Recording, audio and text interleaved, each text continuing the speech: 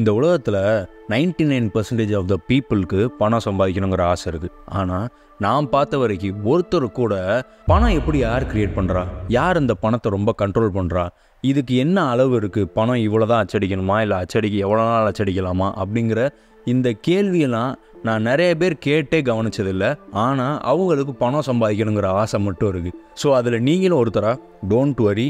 இந்த வீடியோவில் அடுத்த 10 நிமிஷத்தில் உங்களோட மணியோட பர்செப்ஷனை என்னால் முடிஞ்ச அளவுக்கு நான் மாற்ற ட்ரை பண்ணுறேன். அண்ட் உங்களுக்கு ஒரு ஹோல் பர்செப்ஷனே மாறும்னு நம்புகிறேன் அடுத்த 10 மினிட்ஸில். இன்கேஸ் நீங்கள் ஒரு ஐடி எம்ப்ளாயியாக இருக்கலாம், டீச்சராக இருக்கலாம், பைலட்டாக இருக்கலாம், இல்லாட்டி மேக்கப் ஆர்டிஸ்ட்டாக இருக்கலாம். So whatever you are, at the end of the day நீங்கள் ஒரு குட்ஸை கொடுத்தோ இல்லை சர்வீஸை கொடுத்தோ பணங்கிற ஒரு இதுக்காக ஒர்க் பண்ணிருக்கீங்க. ஸோ இந்த பணம்னா என்னங்கிறத பற்றி அட்லீஸ்ட் நீங்கள் கற்றுக்க விருப்பம்னாலும் அதை சொல்கிறது என்னோட கடமைன்னு நான் நம்புகிறேன். ஸோ இந்த வீடியோவில் மோஸ்ட் பீப்புள் கேட்காத மணினா என்னங்கிறத பற்றி இந்த வீடியோவில் அடுத்த 10 நிமிஷத்தில் நம்ம டீட்டெயிலாக பார்ப்போம். அண்ட் இந்த 20 ரூபாய் நான் வச்சுருக்கேன் தெரியுமா கையில், 20 ருபீஸ். இந்த 20 ருபீஸ்க்கு நான் எந்த வேல்யூ இல்லைன்னு சொன்னால் நீங்கள் நம்ப மாட்டீங்க. ஆக்சுவலாக நம்ம இந்த ஒவ்வொரு ரூபாத்தாளுக்கும் நம்ம அலைஞ்சிட்டு இருக்கோம் தெரியுமா, இவ்வளோ சம்பாதிச்சிடலாம், இவ்வளோ சம்பாதிச்சா நம்ம கஷ்டம் போயிடும் அப்படின்னு சொல்லி. ஆக்சுவலாக அந்த ருபீஸ் பின்னாடி ஒரு வேல்யூ இல்லை. அதை நான் ஏன் சொல்கிறேங்கிறத இந்த வீடியோவோட எண்ணில் உங்களுக்கு டீட்டெயில்டாக புரியும். அண்ட் வீடியோக்குள்ளே போகலாம்.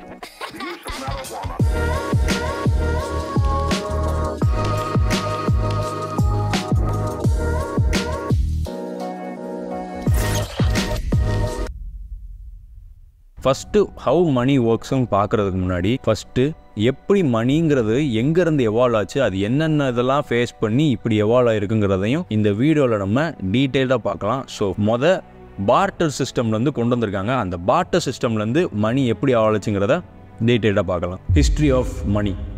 ஓகே, இந்த ஹிஸ்ட்ரி ஆஃப் மணியில் ஃபஸ்ட்டு பார்ட்டர் சிஸ்டம். ஓகே, இந்த பார்ட்டர் சிஸ்டம்னா உங்களுக்கு ஏற்கனவே தெரிஞ்சது தான், ஒரு பொருளை கொடுத்து இன்னொரு பொருளை வாங்கிக்கிறது. அதாவது இப்போ நம்ம ஒரு காசை கொடுத்து பொருள் வாங்கிக்கிற மாதிரி, அப்போ இந்த மாதிரி இதெல்லாம் கிடையாது. அப்போ நீங்கள் ஒரு பொருளை கொடுத்து தான் ஒரு பொருளை வாங்கணும். உதாரணத்துக்கு நீங்கள் ஒரு அரிசி வச்சுருந்துருக்கீங்கன்னா, அவங்க பருப்பு வச்சுருந்தாங்கன்னா, நீங்கள் அவங்களுக்கு இப்போ ஒருவேளை இவங்களுக்கு பருப்பு தேவைப்படுது, இவங்களுக்கு அரிசி தேவைப்படுதுன்னா இதை கொடுத்து இதை இவங்க எக்ஸ்சேஞ்ச் பண்ணிக்கிடுவாங்க. ஸோ இப்படி தான் இதுக்கு முன்னாடி மணிங்கிற ஒரு ஃப்ரேம் ஒர்க்கே ஒர்க் ஆகியிருந்திருக்கு. அது பேர் பார்ட்டர் சிஸ்டம்னு சொல்லுவாங்க. பட் இதில் ஒரு சின்ன ப்ராப்ளம் வந்துச்சு. என்ன ப்ராப்ளம்னா, இந்த அரிசியை கொடுத்து பருப்பு வாங்குறாங்க தெரியுமா, இல்லாட்டி இந்த பருப்பை கொடுத்து அரிசி வாங்குறாங்களே, இவங்களோட தேவை ஒருவேளை இவருக்கு அரிசி கொடுத்து பருப்பு தான் வாங்கணுங்கிற தேவை இருக்குது, இவருக்கு அவசியம் இல்லை. மேபி இவருக்கு ஒரு தக்காளி தேவைப்படலாம். ஆனால் இவர்கிட்ட தக்காளி இல்லை, ஆனால் இவருக்கு தேவைப்படுது இப்போது. ஸோ என்ன பண்ணுறதுன்னு தெரியாமல் இந்த மாதிரி எக்ஸ்சேஞ்ச் பண்ணுறதுக்கு இவரோட தேவை இவர்கிட்ட இல்லாத சமயத்தில் இந்த எக்ஸ்சேஞ்சஸ் ரொம்ப பெரிய ப்ராப்ளமாக போய் நிப்பாட்டுச்சு. ஸோ அந்த டைமில் மக்கள் என்ன பண்ணாங்கிறத பற்றி அடுத்து நம்ம டீட்டெயிலாக பார்ப்போம். இப்போ தான் ஃபஸ்ட்டாக கமாடிட்டி மணியை இன்ட்ரடியூஸ் பண்ணுறாங்க மார்க்கெட்டில். இந்த கமாடிட்டி மணினா ஒன்றும் இல்லை, கோல்டு, சில்வர். ஓகே, இந்த கோல்டு சில்வர் மட்டும்தான் சொல்லி நிறைய வீடியோவில் ஆக்சுவலாக சொல்லியிருப்பாங்க நிறைய பேர். ஆனால் ஆக்சுவலாக இந்த கமாடிட்டி மணி கோல்டு சில்வர் மட்டும் இல்லாமல் இந்த ஷெல்ஸ், லைவ் ஸ்டோன் அப்படின்னு சொல்லி எக்கச்சக்கமான விஷயத்த கமாடிட்டியாக யூஸ் பண்ணிட்டு இருந்தாங்க. பட் மக்கள் மத்தியில் கோல்டு அண்டு சில்வர் தான் பயங்கர டியூரபுளாகவும் டைவர்சிஃபைடாகவும் ரொம்ப எல்லா இடத்துலையும் கிடைக்காததாகவும் அண்ட் நம்பத்தக்கதாக இருக்கிறனால மட்டும்தான் கோல்டு அண்டு சில்வர் ஃபஸ்ட்டு கமாடிட்டியாக மாறுச்சு. Gold as a currency. Okay, மக்கள் எல்லாமே நம்ப ஆரம்பித்தாங்க. ஓகே, கோல்டுக்கு சில்வருக்கு ஒரு இன்பில்ட் வேல்யூ இருக்குது. இந்த இன்பில்ட் வேல்யூ இருக்கிறனால மக்கள் கோல்டை கொடுத்து பொருள் வாங்க ஆரம்பிச்சிட்டாங்க. ஸோ சில்வர் கொடுத்தும் பொருள் வாங்க ஆரம்பிச்சிட்டாங்க. ஸோ எந்தவித ப்ராப்ளமும் இல்லை. நேஷன் வைடு, வேர்ல்டு வைடு எந்தவித ப்ராப்ளமும் இல்லை. பிகாஸ் ஆஃப் கோல்டை மக்கள் பிலீவ் பண்ணாங்க. பிகாஸ் அதை உங்களால் ஃபீல் பண்ண முடியும். வெயிட் இருக்குது அண்ட் டியூரபுளாக இருக்குது அண்ட் ரொம்ப ரேர் பீஸாகவும் இருக்குது. ஸோ கோல்டு எல்லாரும் நம்ப ஆரம்பிச்சாங்க and gold become the best commodity. ஓகேவா, வெயிட். ஆனால் கோல்டுக்கும் ப்ராப்ளம் வராமலாம் இல்லை, கோல்டுக்கும் நிறைய சேலஞ்சஸ் வர ஆரம்பிச்சிச்சு. அந்த சேலஞ்சஸ் என்ன அப்படின்னா, நீங்கள் உதாரணத்துக்கு ஒரு கோல்டை தூக்கிட்டு நீங்கள் கேரி பண்ணி போயிட்டு இருக்கீங்க அப்படின்னா, அந்த கேரி பண்ணி கொண்டு போயிட்டு இருக்க டைமில் இந்த திருட்டுத்தனமான அந்த தீஃப், அதாவது தெஃப்ட் பண்ணுறதுக்கான சான்சஸ் இருக்குது. அண்ட் அந்த கோல்டை வெயிட்டும் ரொம்ப அதிகம். நீங்கள் ஒரு உதாரணத்துக்கு நிறைய கிலோவாக ஏதாவது ஒரு பெரிய லெவலில் பிஸ்னஸ் பண்ணுறீங்க அப்படின்னா, அவ்வளோ பெரிய கோல்டை நீங்கள் கேரி பண்ணிட்டு போகிறதுக்கே ஒரு பெரிய ப்ராப்ளமாக இருந்துச்சு. ஸோ இந்த மாதிரி உங்களுக்கு கொண்டு போகிறதுக்கோ சரி, அப்படி இல்லாட்டி தெஃப்ட் நடக்கிறதுக்கான சான்சஸ் இருக்கும் சரி, அந்த மாதிரி ப்ராப்ளம்லாம் வர டைமில் தான் இவங்க நிறையா ரிசர்ச் பண்ணிட்டே இருக்காங்க. இவங்க என்ன பண்ணலாம்னு யோசிச்சிருக்க டைமில் கோல்டு காயின்ஸும் அந்த டைமில் இன்ட்ரடியூஸ் பண்ணி பார்த்தாங்க. பட் எல்லாமே கிட்டத்தட்ட சேம் தான். ஸோ அந்த டைமில் தான் introduction of gold backed currency. Okay, இந்த கோல்டு பேக்டு கரன்சிலாம் ஒன்றும் இல்லை, ரொம்ப நான் சிம்பிளாக சொல்கிறேன். உதாரணத்துக்கு அந்த இடத்துல என்ன பண்ணியிருக்காங்கன்னா, சரி இந்த கோல்டெல்லாம் வந்து இப்படி திருட்டு போகுது, இது நம்ம என்ன பண்ணுறதுன்னு தெரில அப்படிங்கிற டைமில் இந்த கோல்டு ஸ்மித் இருக்காங்க தெரியுமா, இந்த நகை ஆசாரிங்கன்னு வச்சுக்கோங்களேன் நம்ம நாட்டுப்படி. இவங்க என்ன பண்ணுறாங்கன்னா, இவங்க மக்கள்கிட்ட சொல்கிறாங்க, நீங்கள் இந்த கோல்டை எங்கள் கிட்ட தாங்க, நாங்கள் அதை சேஃபாக பார்த்துக்குறோம். அந்த சேஃபாக பார்த்துக்கிற டைமில் நாங்கள் என்ன செய்கிறோம், இந்த கோல்டுக்கு ஒரு ரெசிப்ட் போட்டு கொடுத்துட்றோம். என்னென்னா, இப்போ ஒரு உதாரணத்துக்கு நீங்கள் 10 கிராம் கோல்டு எங்கிட்ட கொடுக்கீங்கன்னா, இந்த 10 கிராம் கோல்டு இவர்கிட்ட இந்த லாக்கரில் இருக்குன்னு சொல்லி நாங்கள் ரிசிப்ட் போட்டு கொடுத்துருந்தோம். இந்த ரிசிப்டை நீங்கள் கையில் வச்சுக்கோங்க. இந்த ரிசிப்டை நீங்கள் போய் இன்னொருத்தர்கிட்ட கொடுத்தா கூட அவருக்கு தெரியும், அவர் என்ன பண்ணிக்கலாம் அப்படின்னா, அந்த ரிசிப்டை வந்து என்கிட்ட கொடுத்தாலே நான் அதை ரெடீம் பண்ணி கொடுத்துருவேன். அதாவது அந்த கோல்டை இந்த ரிசிப்டை கொடுத்தா போதும், அந்த கோல்டை அவர் கொடுத்துருவார். சிம்பிள். ஓகே, இதுவும் மக்களுக்கு நிறைய பேர் மத்தியில் இது ஒரு வரவேற்பு கொடுத்துச்சு. சரி, இந்த கோல்டு ஸ்மித்துக்கு இதில் என்ன லாபம் அப்படின்னா, அவருக்கு ஒரு சின்ன கமிஷன் மட்டும் தாங்க, நான் உங்களோட இதை பாதுகாக்கிறேன்ல அதுக்காக. ஸோ இப்படி எவால்வ் ஆனது தான் இந்த ரிசிப்ட்னு சொல்கிறோம்ல. ஆக்சுவலாக இந்த ரிசிப்ட் தான் நம்ம வச்சிருக்கிற இந்த கரன்சி. இந்த கரன்சி இல்லை, இதுக்கு முன்னாடி இருந்த கரன்சி, அதுக்கு நான் அந்த கதைக்கு வரேன். பட் இதை தான் கரன்சின்னு சொன்னாங்க, சரியா? ஸோ இப்படி நிறையா மக்கள் என்ன பண்ண ஆரம்பிச்சுட்டு இருக்காங்கன்னா, ஓகே இது நம்ம வசதியாக போயிடுது, கோல்டை நம்ம இங்கிட்டு தூக்கிட்டு அலைய தேவையில்லை, அந்த மாதிரி சூழல் இல்லைன்னொடனே மக்களுக்கு எல்லாருக்குமே வரவேற்பு நிறையா கொடுத்தனால எல்லா மக்களுமே கோல்டு சில்வர் தான் கிட்ட இருந்த கோல்டு சில்வர் எல்லாத்தையுமே இந்த மாதிரி கோல்டு ஸ்மித்துக்கிட்ட மக்கள் வந்து கொடுத்தாங்க. அவங்க வந்து ரிசிப்ட் வாங்கினாங்க. ரிசிப்டை வாங்கி இப்படியே ஈஸியாக ட்ரேடு முடிய ஆரம்பிச்சிச்சு. அண்ட் மக்கள்லாம் நம்ப ஆரம்பித்தாங்க, இந்த மாதிரி ஒரு கரன்சி பின்னாடி வந்து இதுக்கு பின்னாடி ஒரு கோல்டு இருக்குது, ஓகேவா? ஸோ கோல்டு இருக்குன்னு நம்பி இதை வந்து மக்கள் எல்லாருமே அங்கேயே எக்ஸ்சேஞ்ச் பண்ணி இந்த ரிசிப்டை கொடுத்தாலே அதுக்கு ஒர்த்தான பொருளை மக்கள் வாங்க ஆரம்பித்தாங்க. ஓகே, பாஸ் பண்ணி பார்த்தோம்னா சைட் பை சைடு இன்னொரு கதையும் நம்ம பார்க்கணும். Evolution of America.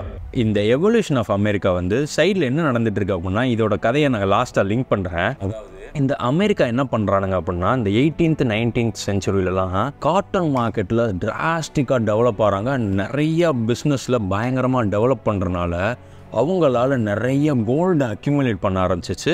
அண்ட் ஒரு பயங்கர க்ரோத்தை கொடுக்குற கண்ட்ரியாக டெவலப் ஆகிக்கிட்டே இருக்காங்க. யார்? அமெரிக்கா. ஸோ அந்த டைமில் நல்லா டெவலப் ஆகிருக்கிற டைமில் தான் வேர்ல்டு வார் நடந்துக்கிட்டு இருக்கு, ஓகேவா? இந்த வேர்ல்டு வார் நடக்கிற டைமில் நிறைய கண்ட்ரிஸ் போராடிட்டு இருக்க டைமில் அமெரிக்கா அதில் பார்ட்டிசிபேட் பண்ணலை. ஓகே, அந்த டைமில் நிறைய கண்ட்ரிஸ் தன்னோட கோல்டை சேஃப்கார்டு பண்ணணும்னு சொல்லி அந்த டைமில் அமெரிக்காவில் போய் தன்னோட கோல்டு ரிசர்வ்ஸை எல்லாத்தையுமே எடுத்துகிட்டு போய் அமெரிக்காட்ட கொடுத்து, அந்த அமெரிக்கா அந்த ரிசிப்ட்னு சொல்லும்ல, அதாவது ரிசிப்டை தான் நான் கரன்சின்னு சொன்னேன். இவங்க என்ன பண்ணுறாங்கன்னா, இதுக்கு பின்னாடி வந்து இவ்வளோ கோல்டு இருக்குது அப்படின்னு சொல்லி யூஎஸ் கரன்சியை இவங்க எவ்வளோ கோல்டு கொடுக்குறாங்களோ அதுக்கு மதிப்புக்குரிய யூஎஸ் ரிசிப்ட், அதாவது இந்த யூஎஸ் கரன்சியை பிரிண்ட் பண்ணி அவங்கள்ட்ட கொடுத்துருந்தாங்க, ஓகேவா? ஸோ இதுதான் பேக் எண்டில் நடந்திருக்கு யூஎஸ்ஏக்கும் மற்ற கண்ட்ரிக்கும் உள்ள. இப்போது அமெரிக்கா கிட்ட நிறைய கோல்டு வந்துருச்சு. அண்ட் யூஎஸ் கரன்சி நிறைய அச்சடித்து வெளியில் கொடுத்தாச்சு. அப்போ அமெரிக்கா வந்து நல்லா டெவலப் ஆகிருக்கிற டைமில் இந்த மாதிரி கோல்டு ஸ்மித்துட்டு வந்து கோல்டை கொடுத்து இவங்க வந்து ரிசிப்ட் அடிக்கிற மாதிரியோ இல்லை கரன்சி அடிக்கிற மாதிரி இல்லாமல் அந்த டைமில் என்ன பண்ணாங்கன்னா, அதை பேங்க்கும் மாற்றி அதை பேங்க்கில் வந்து ஒரு பொதுவான ஒரு கவர்மெண்ட் மூலிமா அங்கீகரிக்கப்பட்ட பேங்க் மாதிரி மாற்றி அந்த இடத்துல கோல்டை கொடுத்து இவங்க கரன்சி வாங்கிட்டு போகிற மாதிரி இருந்துச்சு. அதை மாதிரி தான் வெளியே உள்ள நிறைய கண்ட்ரிஸ் அந்த நாட்டோட பேங்க், அதாவது அமெரிக்காவோட பேங்க்கில் கோல்டை கொடுத்தாங்க. அவங்க வந்து அதுக்கு ஈக்குவலாக கரன்சியை வாங்கிட்டு போயிட்டாங்க. எல்லாமே வெல் அண்ட் குட்டாக சூப்பராக போயிட்டு இருந்தது. எந்தவித ப்ராப்ளமும் இல்லை, அன்லஸ் ஒன் ப்ராப்ளம் வர்ற வரைக்கும். இங்கே என்ன ப்ராப்ளம் வந்துச்சு அப்படின்னா, இங்கே மக்கள் வாங்கிட்டு போயிட்டாங்க தெரியுமா, இந்த கோல்டை கொடுத்து ரெசிப்டை வாங்கிட்டு போயிட்டாங்க, சூப்பர். ஆனால் இங்கே வாங்கிட்டு போன எந்த மக்களுமே திருப்பி வந்து கோல்டை ரிடீம் பண்ணவே வரல.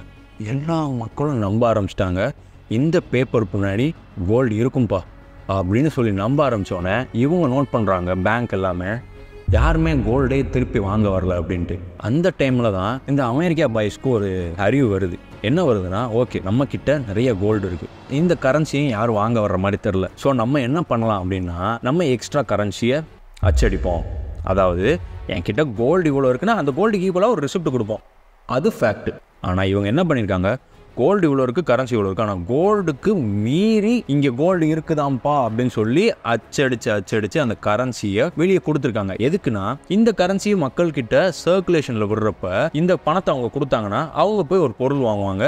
அவங்க இதுக்கு இந்த பணத்தை கொடுக்கறதுனால நீங்கள் ஒரு இன்ட்ரெஸ்ட் கொடுத்தா எங்களுக்கு போதும் அப்படின்னு சொல்லி யூஎஸ் கவர்மெண்ட் மக்கள்கிட்ட இந்த பணத்தை கோல்டே இல்லாமல் அச்சடிக்க ஆரம்பித்தாங்க. அப்போ தான் ஸோ இப்படி அச்சடிச்சுட்டே இருக்கிற டைமில் எக்கானமி நல்லா பெர்ஃபார்ம் பண்ணுது. பிகாஸ் மக்கள்கிட்ட நிறைய பணம் புழங்க ஆரம்பிச்சிச்சு, நிறைய பொருள் வாங்குறாங்க, நிறைய தொழில் ஆரம்பித்து நிறைய இன்ட்ரெஸ்ட்டாகவும் நிறைய இன்கம் நம்ம அமெரிக்காவுக்கு வர ஆரம்பிச்சிச்சு. பிகாஸ் அவங்கள்ட்ட கோல்டுக்கு மீறி இவங்க அச்சடிக்க ஆரம்பிச்சிட்டாங்க பணத்தை. சரி, எல்லாம் நல்லா போயிட்டு இருக்க டைமில் இப்போ என்ன ஆயிருக்கும் கதைனா, ஒரு 10 கிலோ கோல்டு இருக்குன்னா 10 கிலோ ஒர்த்தான ரிசிப்ட், அதாவது யூஎஸ் கரன்சி அவங்க அச்சடிச்சு கொடுத்துருப்பாங்க. ஆனால் இவங்க என்ன பண்ணிட்டாங்க, இப்போ 10 கிலோ கோல்டு இருக்குன்னா இவங்க என்ன பண்ணிட்டாங்க, 10 மடங்கு எக்ஸ்ட்ரா இஷ்டத்துக்கு கரன்சி அச்சடிச்சு வெளியில் தள்ளியாச்சு. ஓகேவா? இந்த இடத்துல தான் ஒரு ஆப் வந்துச்சு. என்ன ஆப் அப்படின்னா, நம்ம மக்களுக்கும் சரி மற்ற கண்ட்ரிக்கும் சரி இந்த யூஎஸ்ஏ பண்ண ஒஸ்டான வேலை என்னன்னா, எல்லா கண்ட்ரியிலும் வேர்ல்டு வார் முடிஞ்சதுக்கு அப்புறம் எல்லா இடத்துலையும் முடிஞ்சோடனே சரி வாங்கடா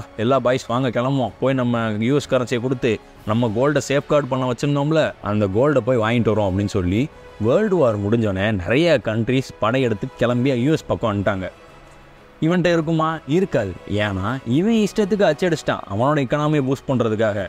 ஆனால் அவன்கிட்ட கோல்டு கம்மியாக தான் இருக்குது. பட் ஆனால் உலகத்தில் உள்ள நிறைய பேர்கிட்ட யூஎஸ் கரன்சி அதிகமாக இருக்குது. ஏன்னா இவன் இஷ்டத்துக்கு அச்சடிச்சு வச்சுருக்கான். ஸோ இந்த டைமில் நம்மளோட யூஎஸ் என்ன பண்ணுறாங்க அப்படின்னா, அதுதான் உங்களுக்கு தான் யூஎஸ் மேலே நிறைய இந்த யூஎஸ் கரன்சி மேலே நிறையா நம்பிக்கை வந்துச்சுலப்பா. ஸோ ஆக்சுவலாக 1971 பிரசிடென்ட் நிக்சன் அப்படிங்கிறவர் என்ன பண்ணுறாரு அப்படின்னா, இந்த கோல்டு இந்த கரன்சி இருக்குல்ல, இந்த பேப்பர் கரன்சி நான் சொன்னேன் தெரியுமா, இந்த பேப்பர் கரன்சி இந்த ரிசிப்ட் நாங்கள் கொடுத்தோம் இல்லையா யூஎஸ் டாலர்னு போட்டு இதுக்கு பின்னாடி கோல்டு இருக்குன்னு, இதுக்கு பின்னாடி இனி டெம்பரரி நாங்கள் கோல்டு இருக்குது அப்படிங்கிறத கட் பண்ணுறோம். நீங்கள் இதை வச்சு மட்டுமே, இது பின்னாடி கோல்டு இருக்குன்னு நான் உங்கள்கிட்ட சொல்லிட்டு இருந்தேன்ல, இந்த ரிசிப்ட் பின்னாடி இப்போலாம் கோல்டு கிடையாது, நீங்கள் இதை வச்சே ட்ரேட் பண்ணுங்க அப்படின்னு சொல்லிட்டாங்க. எப்படி? இவங்களோட டெவலப்மெண்ட்டுக்காக சௌரியத்துக்கு கோல்டை வந்துச்சான், இவங்க அச்சடிச்சு கொடுத்தாங்களாம். அதுக்கப்புறம் நல்லா போகுதுன்னு சொல்லி இல்லாத கோல்டுக்கு இருக்குன்னு ரிசிப்ட் கொடுத்தாங்களாம். அதுக்கப்புறம் கோல்டை கேட்டால் கோல்டை கொடுக்க போகிற டைமில் நாங்கள் நிறையா அச்சடிச்சிட்டோம், இவங்க பண்ண தப்புனால இதுக்கு பின்னாடி இனிமேல் கோல்டெல்லாம் கிடையாது, நீங்கள் இதை வச்சு நம்பியே ட்ரேட் பண்ணுங்க அப்படின்னு சொல்லுவாங்களாம். ஸோ நான் ஸ்டார்டிங் சொன்ன மாதிரி இதுக்கு பின்னாடி ஏன் வேல்யூ இல்லைன்னு நான் சொல்கிறேன்னா, இது அச்சடித்ததுக்கான மெயின் காரணம் இது பின்னாடி கோல்டு இருந்துச்சு. ஒரு கிராம் கோல்டு இருக்குன்னா 1 கிராம் ஒர்த் ஆஃப் கோல்டோட ரிசிப்ட் தான் இது அப்படின்னு சொல்லி தான் இதுக்கு முன்னாடி அச்சடிச்சிருக்காங்க. ஆனால் இப்போ இதுக்கு பின்னாடி எந்தவித கோல்டும் இல்லை. அப்போது 1971 டெம்பரரிலி பிரசிடென்ட் நிக்சன் இதுக்கு பின்னாடி கோல்டெல்லாம் இல்லை, இந்த ரிசிப்ட் வச்சு ட்ரேட் பண்ணுங்கன்னு சொன்னவங்க இப்போ இன்னைக்கு தேதி 2024 இப்போ வரைக்கும் இன்னும் டெம்பரரின்னு சொல்லி தான் போயிட்டுருக்கு. வெறும் இந்த பேப்பரை நினச்சா கவர்மெண்ட் எவ்வளோ நாள் அச்சடிக்கலாம். ஸோ இதனால தான் நான் இதுக்கு வேல்யூ இல்லை நான் சொல்லிகிட்டே இருக்கேன். ஸோ இதில் என்ன பிரச்சனை அப்படின்னா, இந்த உலகத்தில் எல்லாருக்குமே லவ்வர் இருக்குது, எல்லாருக்குமே ஃபேமிலி இருக்குது, எல்லாருக்குமே ஃப்ரெண்ட்ஸ் இருக்குது, எல்லாருக்குமே ஒரு பிஸ்னஸ் இருக்குது. இங்கே எல்லாருமே பணத்துக்காக ஓடுறோம். வெறும் இந்த ரூபாத்தாளுக்காக ஓடிட்டுருக்கோம். நம்ம இந்த ரூபாத்தாள் இல்லைன்னு சொல்லி ஒவ்வொருத்தவங்க ஃபேமிலியில் அவ்வளோ கஷ்டப்படுறாங்க. மாதம் ஆனால் டியூ கட்ட முடியல, இது கட்ட முடியல, பிகாஸ் இந்த மணினால். ஆனால் இந்த மணியை ஒருத்தர் கவர்மெண்ட்டில் உள்ளவங்க நினச்சா எவ்வளோ நாள் அச்சடிக்கலாம், அதுக்கு அளவுகோலே கிடையாது. ஒரு கவர்மெண்ட் அவங்க ஏதாச்சும் ஒரு ப்ராப்ளம் பண்ணி அது சரியாக போகலை அப்படின்னா இந்த கவர்மெண்ட் நினச்சா இந்த பணத்தை எவ்வளோ நாள் அச்சடிக்கலாம். ஆனால் இங்கே உள்ள எல்லா ஃபேமிலியும் பணம் இல்லைன்னு சொல்லி தூங்காத நாளில் உழைக்காத வேலை இல்லை. ஆனால் அந்த டைமில் கவர்மெண்ட் நினச்சா அவங்க ஒரு சின்ன தப்பு பண்ணியிருப்பாங்க, ஓகே பிரிண்ட் த மணி முடிஞ்சு. ஸோ இந்த வீடியோவில் நான் என்ன சொல்ல வரேன், இப்போ கன்க்ளூஷனாக நம்ம என்ன தெரிஞ்சுக்கலாம் அப்படின்னா, நம்ம வச்சுக்கிற பேப்பர் கரன்சியில் அதுக்கு வேல்யூவே கிடையாது. அதில் என்ன வேல்யூ இருக்குன்னா, நீங்கள் உங்ககிட்ட ஒரு பொருள் மக்களுக்கு வேல்யூ கொடுத்துச்சுன்னா அந்த பணம் உங்ககிட்ட நிறையா சேரும். அப்படி இல்லாட்டி நீங்கள் ப்ரொவைட் பண்ணுற சர்வீஸ், உதாரணத்துக்கு ஒரு ப்ளம்பராக இருக்கீங்க, ஹேர் கட் பண்ணுறீங்க, இது எல்லாமே மக்களுக்கு ஏதாவது ஒரு வேல்யூ கொடுத்துச்சுன்னா இந்த பணத்தை நீங்கள் அதிகமாக சம்பாதிப்பீங்களே தவிர்த்து இந்த பணத்து பின்னாடி மட்டும் எந்தவித வேல்யூவும் இல்லை. ஸோ இது ஒரு பார்ட் 1 சீரீஸாக தான் இருக்க போகுது. அண்ட் இந்த பணத்தை வச்சு நம்மளை எப்படியெல்லாம் கண்ட்ரோல் பண்ணுறாங்கங்கிறதும் நான் ஃபர்தர் வீடியோவில் நான் டீட்டெயில்டாக எக்ஸ்பிளைன் பண்ணுறேன். அண்ட் இந்த வீடியோ மேபி உங்களுக்கு சில பேருக்கு தெரிஞ்சதாக இருக்கலாம், தெரியாமல் கூட இருந்திருக்கலாம். பட் நான் இந்த வீடியோலேருந்து இன்னும் நான் டீட்டெயிலாக சொல்ல வர்றது ஒன்று தான். இந்த பணத்து பின்னாடி வெறும் ட்ரஸ்ட் மட்டும்தான் இருக்குது. இது பின்னாடி எந்தவித கோல்டும் இல்லை, எதுவுமே கிடையாது. ஸோ வெறும் மணின்னு மட்டும் சுத்தாமல் நீங்கள் ஒரு சரியான பொருளும் இல்லை சரியான சர்வீஸும் நீங்கள் ப்ரொவைட் பண்ணிங்கன்னா ஆட்டோமேட்டிக்காக அவங்கக்கிட்ட மணி வந்து சேரும். ஸோ இங்கே ஏற்கனவே அச்சடித்த ஆர் நீங்கள் நினச்சா எவ்வளோ நாள் அச்சடிக்கக்கூடிய பணத்துக்கு நம்ம அவ்வளோ எமோஷனல் ஆகணுங்கிற எந்தவித அவசியம் இல்லை. ஸோ உங்களோட வேலையை சிறப்பாக பயங்கரமாக பண்ணுங்கள், ஆட்டோமேட்டிக்காக மணி உங்களை வந்து சேரும். அண்ட் ஐ ஹோப் உங்களுக்கு இந்த வீடியோ ஏற்கனவே ரொம்ப லென்த்தாக போயிட்டுருக்கு. அண்ட் சின்ன இன்ஃபர்மேஷனாக இருந்தாலும் உங்களுக்கு யூஸ்ஃபுல்லாக இருந்திருக்கும்னு நம்புகிறேன். அண்ட் இன்னும் இதை பற்றி டீட்டெயில்டாக ஃபர்தராக இன்னும் நான் வீடியோவில் டீட்டெயிலாக எக்ஸ்பிளைன் பண்ணுறேன். அண்ட் ஐ ஹோப் வீடியோ பிடிச்சிருக்கும்னு நம்புகிறேன். அண்ட் நெக்ஸ்ட் வீடியோவில் பார்க்கலாம்.